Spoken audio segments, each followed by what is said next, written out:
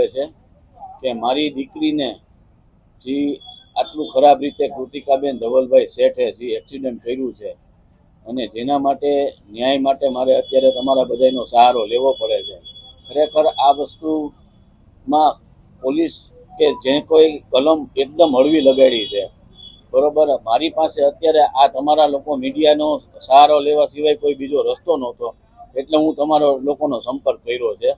હવે જો હજી અમને ન્યાય કલમ એને જે કાયદા મુજબ નહીં લાગતી હોય તો અમે હજી કાનૂની લડત આપી અને અમે જે જોગવાઈ મુજબ, કાનૂનની જોગવાઈ મુજબ જે કાંઈ કલમ લાગવી જોઈએ એ લગાડવાની અમે પૂરેપૂરા મરણીય પ્રયાસ કરશું. સાહેબ, રઘુવંશી સમાજમાં નારાજગી જોવા મળે જ ને સાહેબ. રઘુવંશી સમાજની દીકરી હતી, બરોબર છે.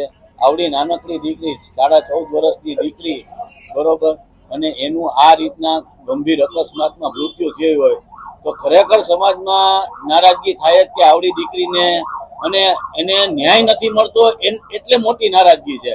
જો હમણાં એને ન્યાય મળતો તો એમ થાત કે ના, ખરેખર આપણે આ દીકરી માટે આટલી લડત આપવી ન પડે, પણ નથી આપતા ન્યાય આપણને, એટલે આ અત્યારે. અને હવે હજી આના પછી રઘુવંશી સમાજના પગલા બહુ આકલા હશે, હું હજી તમને કહું છું, બરોબર. એટલે દિવસે દિવસે જે કંઈ અમારા કાર્યક્રમો થશે એ હું તમને જાણ કરતા રહેશું.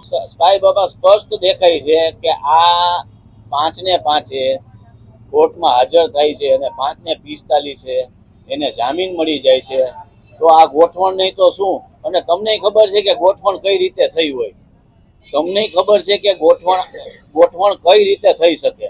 તો હવે આનાથી વિશેષ તો હવે મારે તમને સ્પષ્ટ શબ્દમાં શું કહેવું એમ. સમાજમાં બધી રીતનો રોષ જોવા મળ્યો છે અને આવતા સમયમાં અમને ન્યાય નહીં મળે તો આજથી અમે સોશિયલ મીડિયા ઉપર અમારું ગ્રુપ અને અભિયાન ચાલુ કર્યું છે. આવતા દિવસોમાં જો અમને ન્યાય નહીં મળે તો અમે પીએમઓ ઓફિસ લગી રજૂઆત કરશું અને કાયદાકીય લડત પણ આપશું. જે કોઈ હળવી કલમ લગાડી અને જે કોઈ પોલીસે અમારી સાથે અન્યાય કર્યો છે એને અમે ક્યાંય છોડશું નહીં અને આ લડતમાં અમે ક્યાંય પાછા પડશું નહીં. પીએમઓ ઓફિસ લગી રજૂઆત કરશું અને આવતા દિવસોમાં આશ્ચર્યજનક કાર્યક્રમ પણ આપશું. પરિવાર ઉપર જે વ્રજઘાત પડ્યો છે અને જે 14 વર્ષની છોકરીનો બનાવ બન્યો છે, હજી એની માતા સંપૂર્ણ હોશમાં નથી અને પરિવાર ઉપર ખૂબ જ દુઃખ આવી પડ્યું છે.